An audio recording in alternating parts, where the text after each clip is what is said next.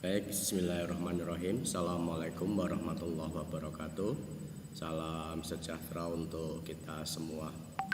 Oke, puji syukur tentunya senantiasa kita aturkan pada Allah SWT, di mana pada kesempatan pagi ini kita bisa kembali bersama-sama melaksanakan kegiatan perkuliahan untuk mata kuliah Sustainability Business Model. Oke, di mana pada kesempatan pagi ini Jumat tanggal 26 Desember 2025 kita memasuki di perkuliahan untuk pertemuan yang ke-13. Oke, sebelumnya tentunya saya ucapkan terima kasih kepada Bapak Ibu dosen pendamping yang sudah hadir dalam kesempatan pagi ini. Ada Ibu Heni yang ada di kampus SDE Kartasura, kemudian juga ada Ibu Tantik Sumarlin yang ada di kampus Ungaran, dan juga ada Bapak Febian Tahanuji yang ada di kampus Majapahit 605. Juga tentunya kepada teman-teman mahasiswa dan mahasiswa semua yang hadir baik secara offline maupun secara online.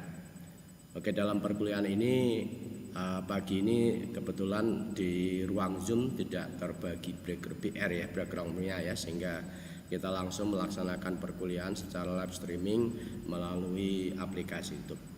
Oke, baik, di perkuliahan untuk pertemuan yang ke-13 ini kita akan belajar dan berdiskusi bersama tentang tema materi, yaitu model bisnis berkelanjutan dalam bisnis wirausaha lingkungan. Oke, itu adalah untuk tema materi kita pada kesempatan pagi ini. Jadi model bisnis berkelanjutan dalam bisnis wirausaha lingkungan. Oke. Jadi konsep daripada bisnis berkelanjutan ini tentunya juga tidak hanya terbatas pada implementasi pada perusahaan-perusahaan besar saja ya. Namun demikian setiap bisnis ya dalam berbagai macam skala ukuran tentunya juga harus berorientasi pada bisnis yang berkelanjutan. Nah, mengapa demikian? Tentunya di sini juga merupakan bagian daripada strategi dalam bisnis, dan juga tentunya dengan bisnis berkelanjutan ini perusahaan juga akan memiliki keunggulan kompetitif ya. Nah, sehingga salah satunya daripada implementasi terkait dengan keberlanjutan daripada bisnis ini adalah bisnis berwirausaha ya.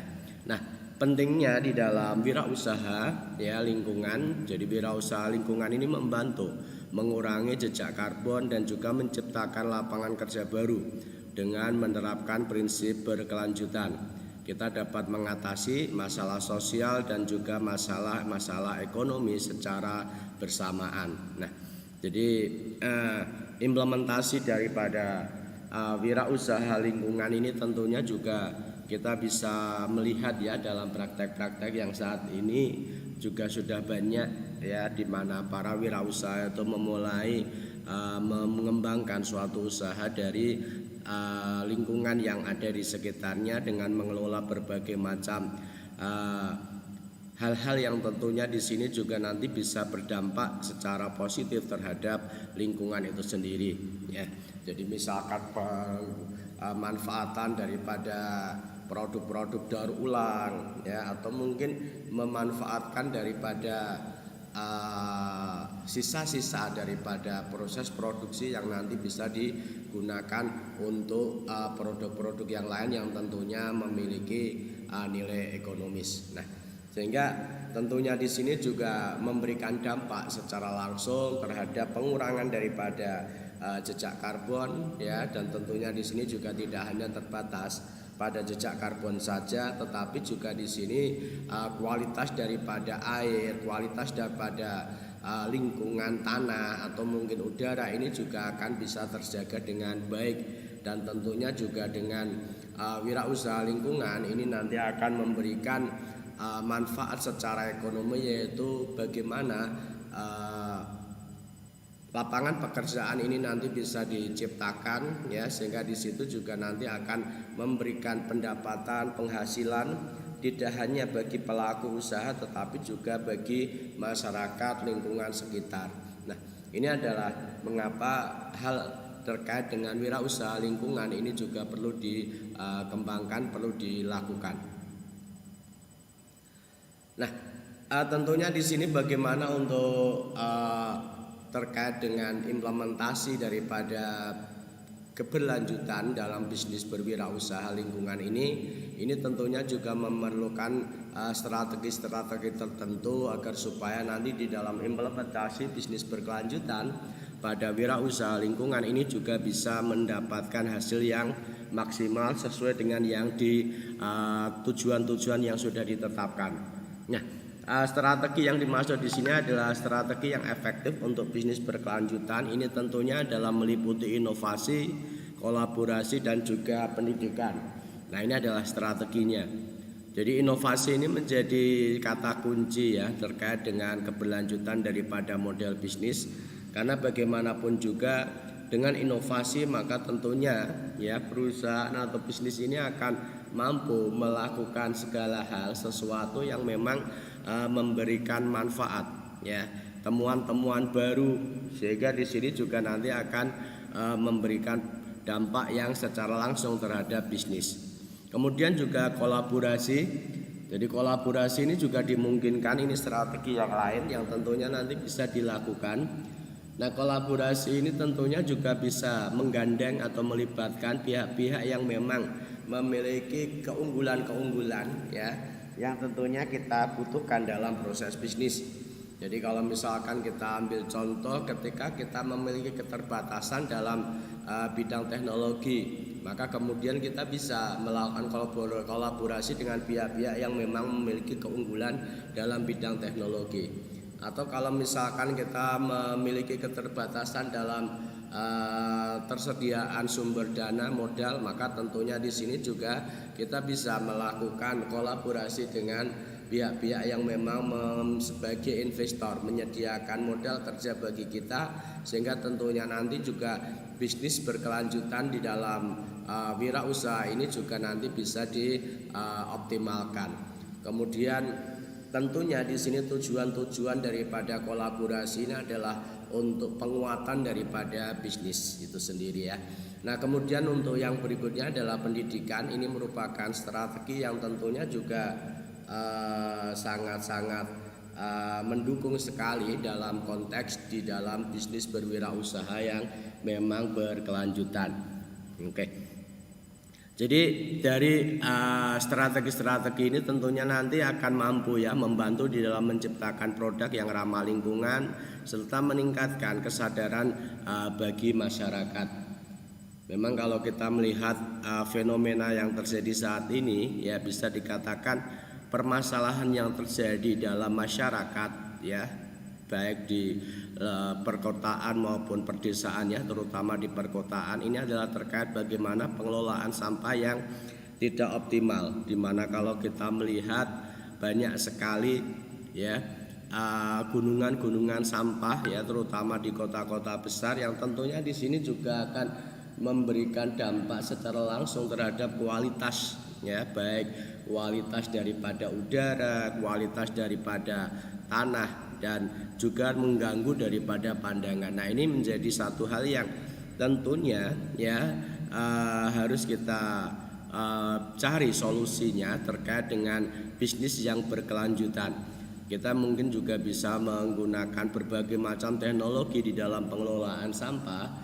Namun demikian tentunya juga di sini diperlukan pemahaman tentang bagaimana tingkat kesadaran dalam masyarakat di dalam mengelola sampah rumah tangga, sehingga tentunya nanti di sini juga akan mengurangi.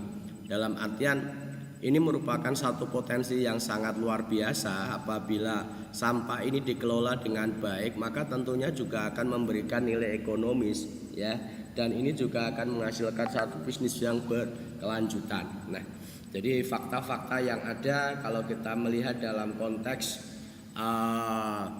negara Cina misalkan ya, di negara Cina itu ternyata dalam pengelolaan sampah itu ternyata sampai defisit ya. Defisit itu dalam artian sampah yang menjadi bahan baku di dalam proses produksi untuk mengolah, untuk dikelola, untuk menghasilkan ya produk-produk tertentu itu ternyata masih kurang ya. Nah ini di negara Cina, sedangkan kalau kita sampahnya surplus ya. Nah oke. Nah maka ini menjadi satu pemikiran bersama, sehingga dengan strategi pengembangan bisnis berkaitan dengan inovasi, kolaborasi, pendidikan ini tentunya juga harapannya memberikan solusi terkait dengan permasalahan tersebut. Oke baik, nah saya kira untuk yang terkait dengan wirausaha ya dalam konteks bisnis berkelanjutan ini adalah salah satunya yang cukup populer adalah model bisnis sirkular ya. Jadi model bisnis sirkular ekonomi ini tentunya berfokus pada pengurangan limbah dan juga penggunaan kembali sumber daya. Hal ini tentunya akan menciptakan nilai tambah dan juga mengurangi daripada pengaruh negatif terhadap lingkungan. Contohnya adalah zero waste, di mana di sini bisnis dengan konsep zero waste ini merupakan berusaha untuk meminimalkan daripada limbah. Contoh kafe menggunakan bahan baku lokal dan juga mengolah sisa makanan menjadi kompos. Jadi seperti mana tadi yang saya sampaikan sedikit ya terkait dengan pengelolaan sampah-sampah rumah tangga ini menjadi satu problem tersendiri ya bagi beberapa daerah dalam perkotaan yang tentunya di sini harus dilakukan langkah-langkah nyata sehingga bagaimana dari sampah-sampah yang tentunya kalau dibiarkan itu mengganggu ya berdampak secara langsung terhadap lingkungan, tetapi dengan pengelolaan yang tepat maka tentunya nanti bisa memberikan nilai ekonomi ya bagi masyarakat ya. Dalam artian di sini juga kalau misalkan ini dikelola dalam konsep suatu bisnis ini juga bagi suatu bisnis, dan ini tentunya juga ada banyak sekali ya produk-produk turunan yang memang dihasilkan dari sampah itu sendiri. Jadi kalau misalkan contoh berkaitan dengan sampah organik, maka tentunya di sini orientasinya itu juga bisa dijadikan sebagai kompos, yang mana tentunya nanti di sini juga mampu meningkatkan kesuburan daripada tanah, atau mungkin bisa juga menghasilkan produk-produk yang lain yang tentunya nanti bisa memberikan manfaat ya bagi masyarakat. Nah ini perlunya inovasi yang tadi disampaikan di depan. Nah jadi kalau contoh misalkan saja kafe menggunakan bahan baku lokal ya. Nah ini sangat penting sekali karena bagaimanapun juga kalau kita bicara tentang bahan baku lokal ini pun juga kualitasnya tidak kalah dengan produk-produk dari luar ya. Makanya di samping itu juga tentunya harga yang didapat dari produk-produk lokal ini juga akan lebih murah dibandingkan dengan produk-produk impor. Kemudian juga bagaimana mengelola sisa-sisa makanan ya, dikelola sedemikian rupa sehingga nanti di sini juga akan menghasilkan kompos. Nah, ini adalah satu contoh ya model bisnis sirkular terkait dengan bagaimana pemanfaatan daripada sampah organik, atau mungkin juga sampah-sampah anorganik juga demikian sama, bisa dikelola sedemikian rupa sehingga tentunya nanti akan menghasilkan produk-produk yang menjadi produk turunan ya dari produk sampah itu sendiri, dan ini tentunya akan memberikan manfaat bagi suatu usaha. Jadi kalau misalkan berkaitan dengan sampah limbah plastik yang tentunya kalau dibuang begitu saja ini tidak mudah terurai oleh tanah ya, membutuhkan waktu ratusan tahun ya agar supaya itu bisa terurai. Nah, sehingga ketika sampah-sampah plastik ini didaur ulang maka tentunya di sini juga akan menghasilkan produk-produk turunan baru yang tentunya akan memberikan manfaat. Nah, jadi konsep daripada model bisnis sirkular ini adalah bagaimana mengoptimalkan daripada limbah-limbah yang ada ya dari limbah rumah tangga atau mungkin limbah industri dikelola sedemikian rupa sehingga nanti akan menghasilkan produk-produk turunan daripada limbah, sehingga di sini secara nyata akan mengurangi daripada dampak-dampak negatif dari limbah tersebut. Kemudian untuk yang berikutnya, kalau tadi adalah yang pertama berkaitan dengan model bisnis sirkular. Nah, kemudian yang lainnya adalah berkaitan dengan inovasi produk pada ramah lingkungan.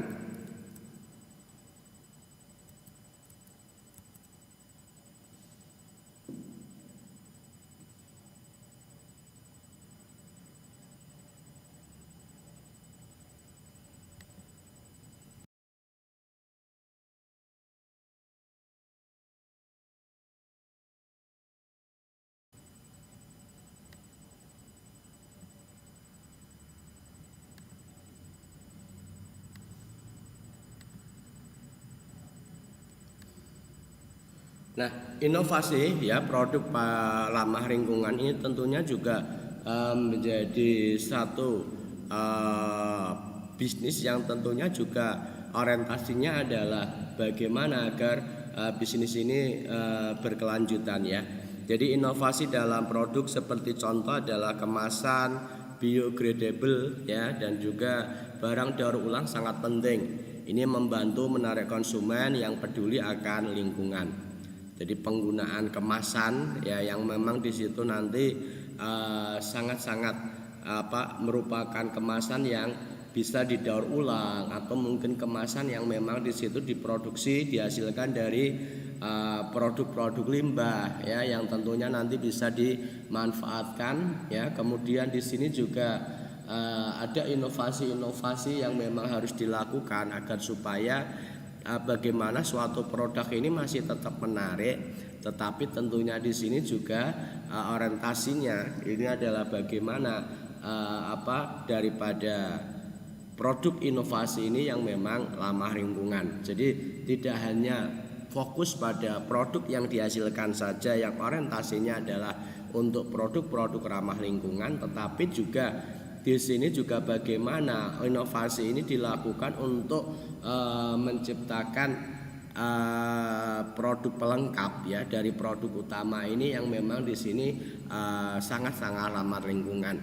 Jadi kalau kita melihat banyak sekarang ya beberapa produsen menciptakan satu kemasan yang cukup unik, yang sangat unik ya, yang mana di sini adalah memiliki sifat yang memang bisa didaur ulang, atau mungkin dari kemasan ini merupakan produk yang memang dihasilkan dari limbah-limbah yang ada, sehingga di situ nanti juga bisa didaur ulang secara terus-menerus.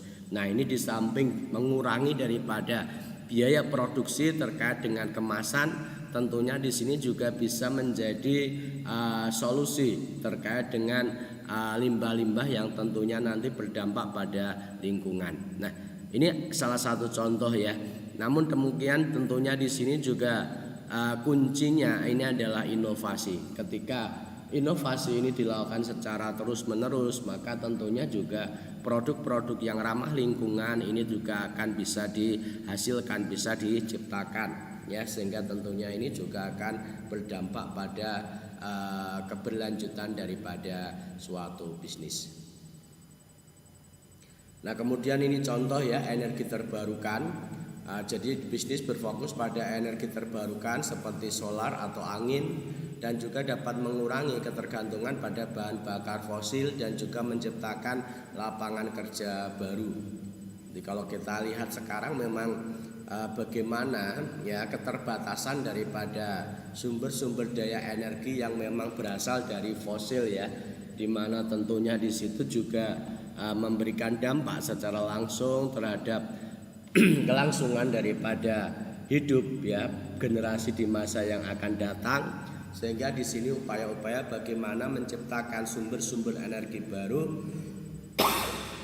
dan terbarukan, yang mana tentunya nanti di sini juga bisa dimanfaatkan dengan lebih murah, lebih hemat, dan tentunya di sini juga menjadi solusi di dalam keterbatasan untuk sumber-sumber daya energi yang memang berasal dari fosil.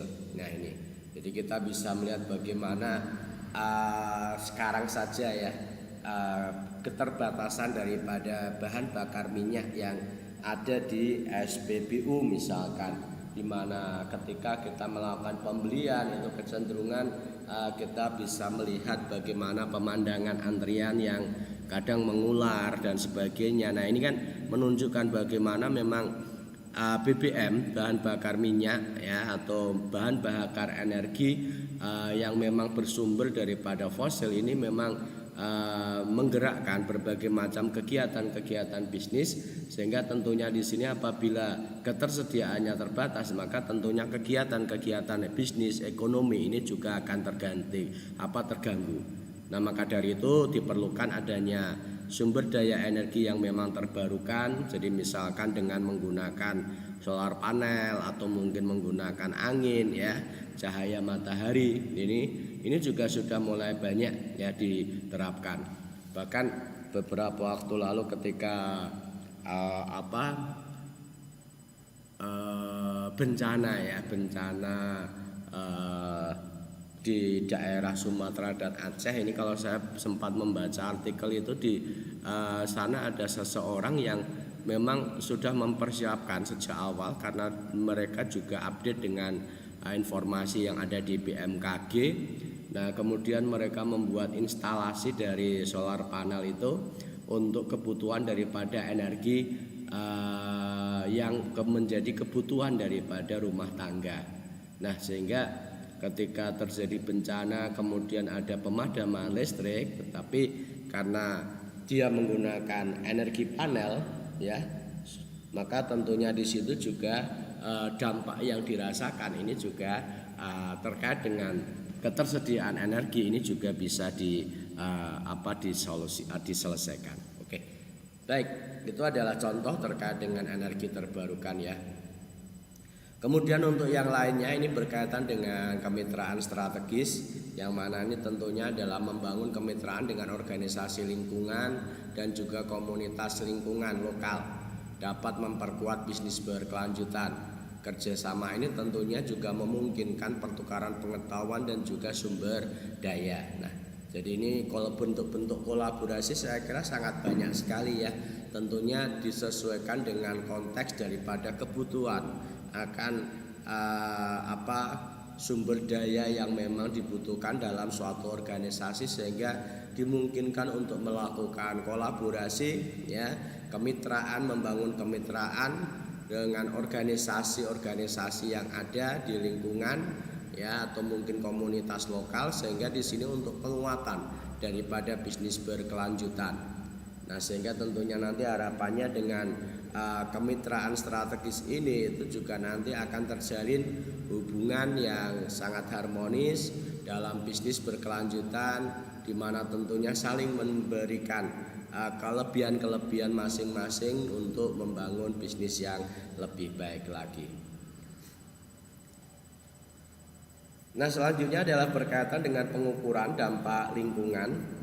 Nah, mengukur dampak lingkungan dari bisnis ini sangat penting sekali. Ini dapat dilakukan melalui audit lingkungan dan juga pelaporan yang transparan untuk meningkatkan akuntabilitas.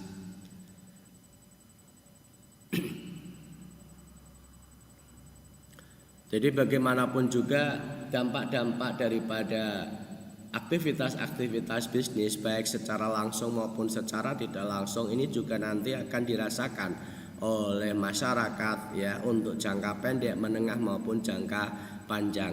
Nah, sehingga tentunya di sini sangat penting untuk melakukan pengukuran sejauh mana dampak-dampak yang dihasilkan di dalam kegiatan bisnis ini mempengaruhi daripada lingkungan itu sendiri ya.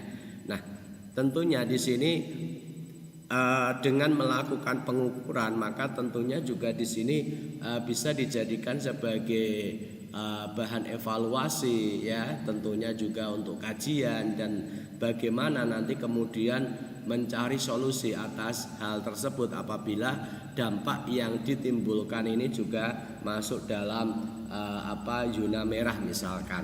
Nah, maka dari itu proses pengukuran dampak ini dilakukan sangat penting sekali dalam rangka untuk ya transparansi dan juga meningkatkan akuntabilitas daripada bisnis itu sendiri, di mana prosesnya ini tentunya melalui audit lingkungan ya, sehingga tentunya nanti akan diketahui beberapa dampak yang memang ditimbulkan. Nah, selanjutnya adalah berkaitan dengan tantangan dalam wirausaha.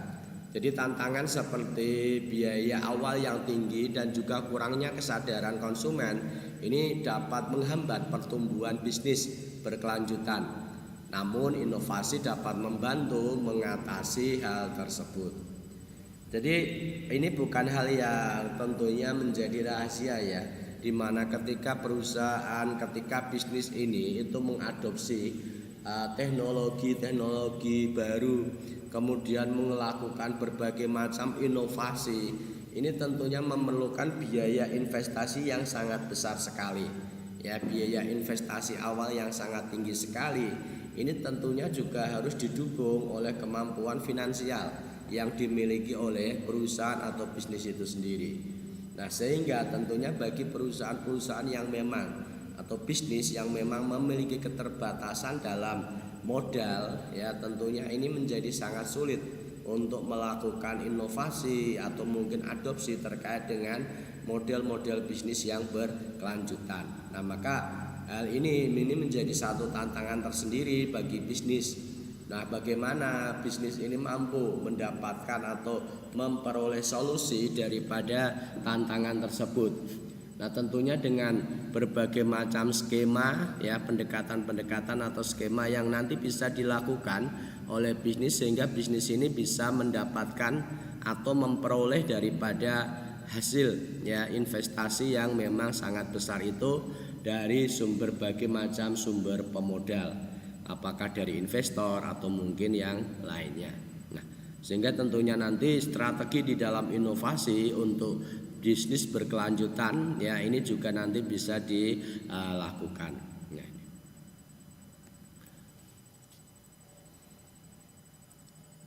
Nah, kemudian untuk yang berikutnya ini adalah berkaitan dengan kebijakan pemerintah.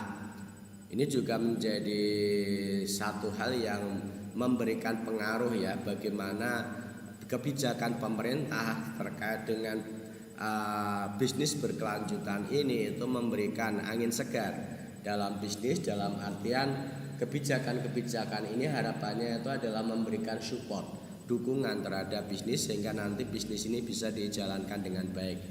Jadi kebijakan pemerintah yang mendukung bisnis berkelanjutan ini sangat penting.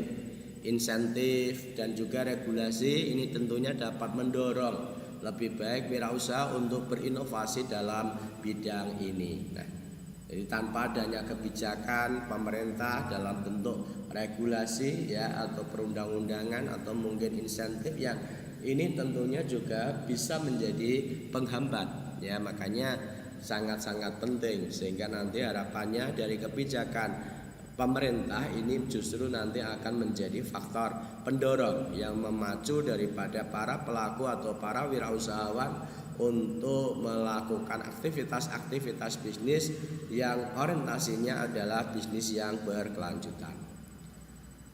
Oke, baik, saya kira ini yang bisa kami sampaikan dalam perkuliahan kita di pertemuan yang ke-13 ini. Oke, sekali lagi saya mengucapkan terima kasih kepada Bapak Ibu dosen pendamping yang sudah bergabung, sudah hadir, ya, kemudian juga teman-teman mahasiswa dan mahasiswi semua yang juga berada hadir baik secara offline maupun secara online. Oke, dan tentunya di sini juga perlu kami sampaikan bahwasannya di pertemuan yang ke-13 ini merupakan perkuliahan untuk pertemuan yang terakhir di tahun 2025 ini, ya. Jadi kita ketemu lagi di tahun 2026. Oke, tulan lebihnya kami menyampaikan permohonan maaf yang sebesar-besarnya apabila dalam penyampaian materi ada kata-kata atau mungkin ada hal yang kurang berkenan dari kami. Oke, terima kasih. Saya akhiri. Selamat pagi. Wassalamualaikum warahmatullahi wabarakatuh.